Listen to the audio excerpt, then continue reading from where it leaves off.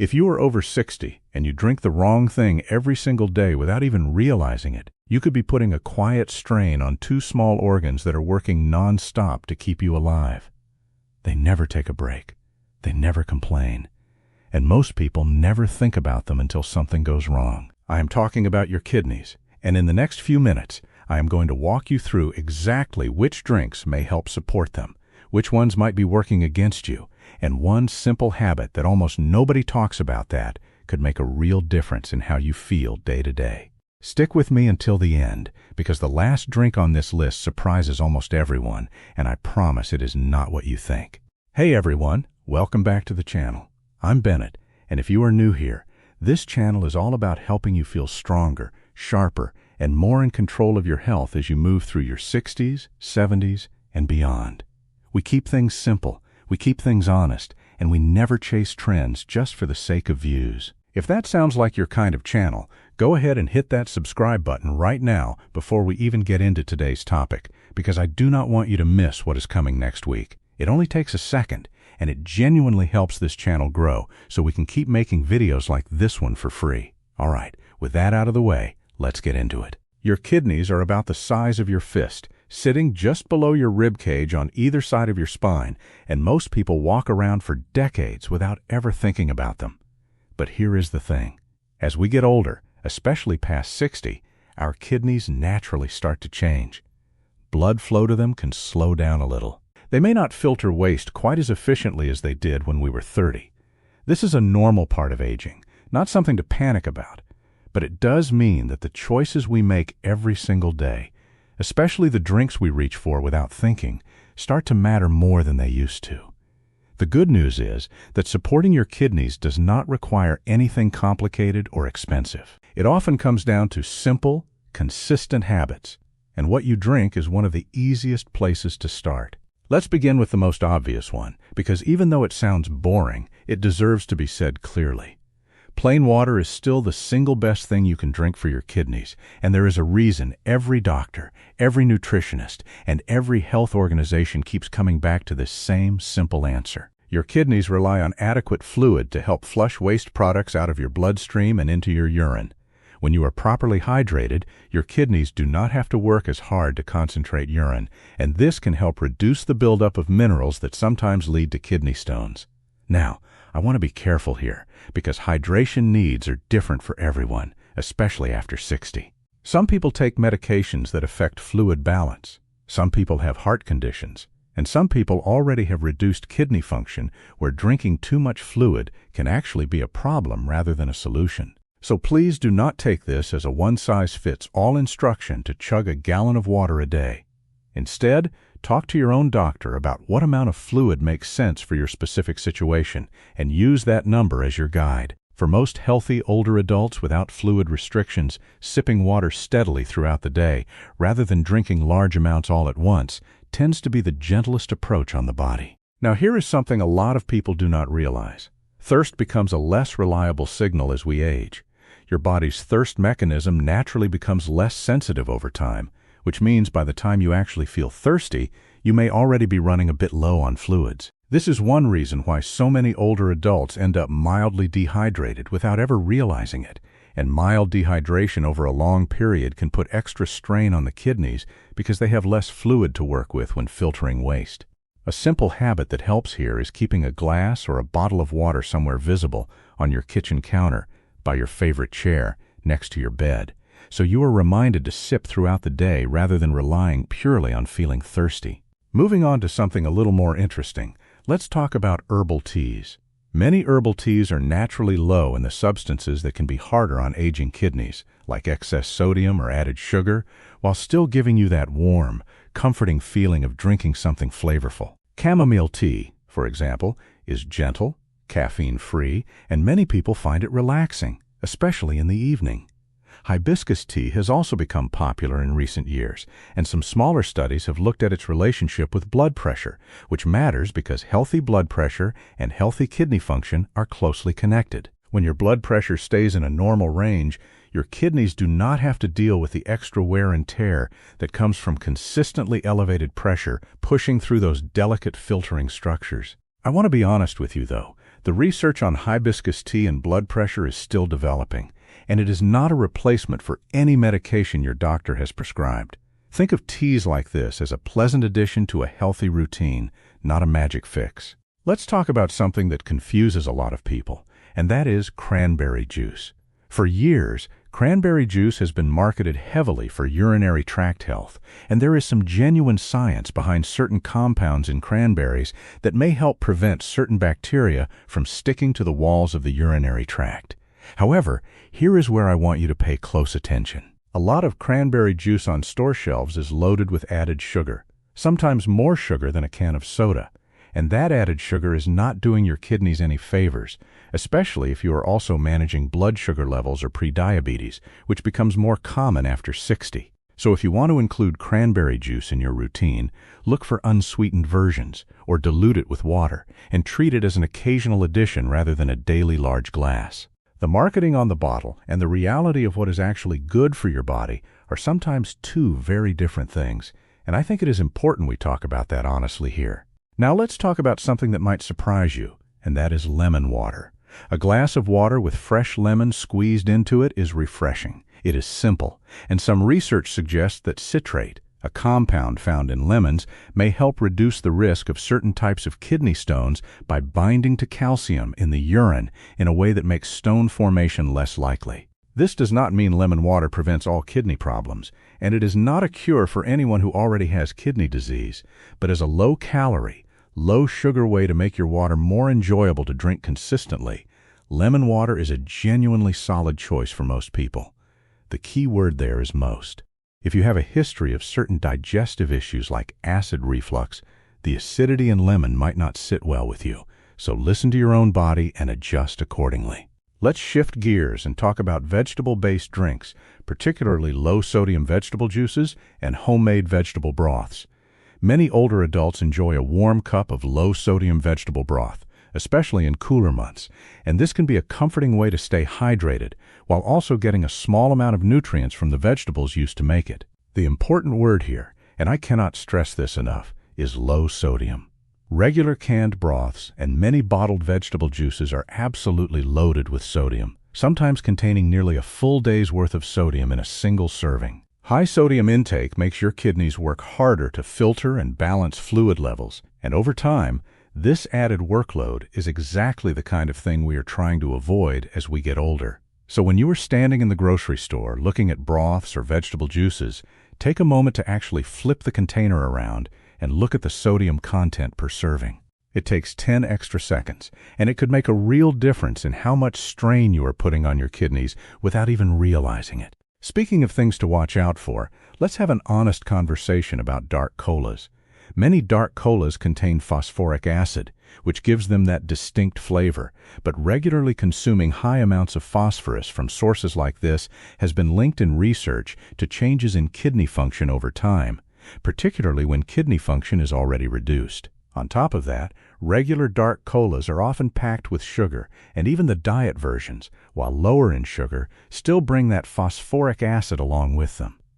I am not here to tell you that you can never enjoy a soda again in your life. That would be unrealistic and honestly a little preachy. But if drinking dark cola is a daily habit, multiple times a day, that is where I would gently encourage you to start cutting back and replacing some of those servings with water, herbal tea, or one of the other options we have talked about today. Now let's talk about something that catches a lot of people off guard, and that is energy drinks. I know energy drinks are not typically marketed toward older adults, but plenty of people in their 60s and 70s still reach for them when they are feeling tired or need a boost to get through the afternoon. The problem is that energy drinks often combine high caffeine content with large amounts of sugar or artificial sweeteners, and in some cases, additional stimulants that can raise blood pressure and heart rate. For kidneys that may already be working a little harder due to age, this combination is simply not worth the short-term energy boost. If you are feeling tired in the afternoon, a short walk outside, a few minutes of natural sunlight, or even a small glass of water can sometimes do more for your energy levels than people expect, without putting any extra stress on your cardiovascular system or your kidneys. Let's also talk briefly about alcohol, because I think this deserves honest attention rather than being glossed over. Alcohol affects the body differently as we age. Our liver and kidneys process it less efficiently than they did decades earlier, and alcohol also has a dehydrating effect, which works directly against everything we have been talking about regarding proper hydration. This does not mean you need to eliminate alcohol entirely if you enjoy an occasional drink and your doctor has not advised against it for other health reasons, but being mindful of quantity and making sure you are drinking water alongside any alcoholic beverage can help reduce the strain on your kidneys significantly. Now let's talk about milk and dairy-based drinks, because this is an area where individual needs really start to vary.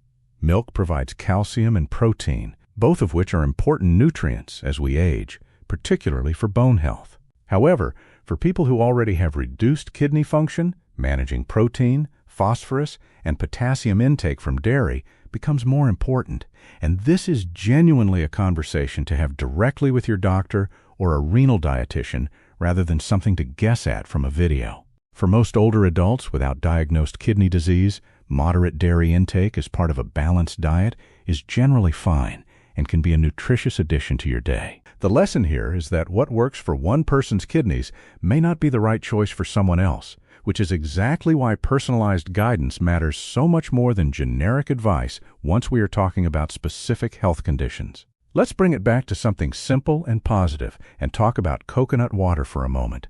Coconut water naturally contains potassium and electrolytes, and many people enjoy it as a refreshing alternative to sugary sports drinks, especially after time spent outside in the heat.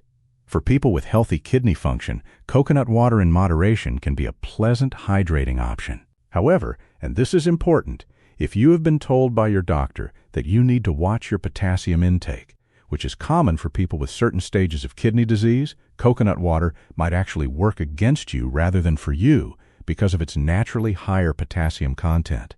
This is yet another example of why I keep circling back to the same point throughout this video. There is no single perfect drink for every single person watching right now, but there are patterns and principles that apply broadly, and understanding those patterns helps you make smarter choices for your own specific body. Let's talk about something practical now, something you can actually use starting today. One simple way to support your kidneys through your drink choices is to start paying attention to the color of your urine throughout the day as a general, gentle indicator of your hydration status. Pale yellow generally suggests you are well hydrated, while consistently dark yellow may be a sign that you need more fluids, unless you are taking certain vitamins or medications that naturally darken urine color regardless of hydration. This is not a perfect science, and it should never replace actual medical testing if you have specific kidney concerns, but it is a free, simple, at-home check-in that takes zero effort and can help guide your daily habits. Another practical tip is to spread your fluid intake throughout the day rather than drinking very little in the morning and then trying to catch up with a large amount in the evening. Drinking steadily throughout the day, alongside meals and in between, tends to be gentler on the body and easier for your kidneys to manage compared to large amounts consumed all at once. This also tends to help with sleep, since drinking a large volume of fluid right before bed often leads to more nighttime bathroom trips, which can disrupt the deep, restorative sleep that your whole body, including your kidneys, benefits from. I also want to mention something that does not get talked about enough, and that is the connection between blood pressure, blood sugar, and kidney health. The kidneys contain millions of tiny blood vessels involved in filtering your blood, and these vessels are sensitive to both elevated blood pressure and elevated blood sugar over time. This is why managing these two factors through diet, movement, medication when prescribed, and yes, smart drink choices has such a ripple effect on kidney health specifically. Choosing drinks that are lower in added sugar and lower in sodium is not just a generic healthy eating tip, it is directly connected to reducing the long-term workload placed on your kidneys. At this point, I want to step back and give you a simple way to think about all of this without feeling like you need to memorize a long list. When you are choosing a drink, ask yourself a few quick questions. Is it mostly water-based, or is it loaded with added sugar? Is the sodium content low, or is it hiding a large amount in a small serving? If you already have a diagnosed kidney condition, does it contain high amounts of potassium or phosphorus that your doctor has asked you to watch? And finally, are you choosing this drink because it is genuinely good for you, or simply because it is convenient and you have not thought about it in years? These 4 questions alone can guide you through almost any drink choice you encounter at the grocery store or at a restaurant. I know this has been a lot of information, and I genuinely appreciate you sticking with me this far into the video, because that tells me you actually care about taking control of your health rather than just scrolling past. Before we wrap up, I want to ask you something. What is your go-to drink right now, today, in your daily routine? I would love for you to drop it in the comments below, because I read through these comments regularly, and sometimes the best topic ideas for future videos come directly from what you all are sharing down there. Whether it is plain water, a specific tea you swear by, or even something you are now thinking about cutting back on after watching this video, tell me in the comments. This community has grown because people like you take a moment to engage, and I read every single comment I can. If this video gave you something useful today, something you are actually going to apply this week, I would really appreciate it if you shared it with someone in your life who might benefit from it. Maybe that is a parent, a spouse, a sibling, or a close friend who is also navigating their health after 60. A lot of people simply have never had this information explained to them in a clear, honest way, without exaggeration and without fear tactics, and sharing this video could genuinely help someone start making a small but meaningful change in their daily habits. And if you have not already subscribed, now is the perfect time, because next week we are going deeper into another topic that ties directly into everything we discussed today, specifically how certain everyday foods interact with kidney health in ways that most people have never considered. You will not want to miss it, and subscribing means you will see it the moment it goes live instead of hoping the algorithm shows it to you later. Before I let you go, I want to leave you with one final thought. Taking care of your kidneys after 60 is not about perfection, and it is not about eliminating every single thing you enjoy drinking. It is about awareness, small, consistent choices, and giving your body the support it needs as it naturally changes with age. You do not need to overhaul your entire life this afternoon. Just take one thing from this video, maybe swapping out one sugary drink for a glass of water, or finally checking the sodium label on that broth you buy every week, and start there. Small, sustainable changes are what actually last, and that is exactly what this channel is built around. Thank you so much for watching all the way to the end. It genuinely means a lot to me that you spent this time learning alongside me today. Make sure to like this video if you found it helpful, drop your favorite hydrating drink in the comments, share it with someone who needs to hear this, and subscribe if you have not already, because there is a lot more useful, honest health information coming your way very soon. I'm Bennett, and I will see you in the next one. Take care of yourself, and I mean that.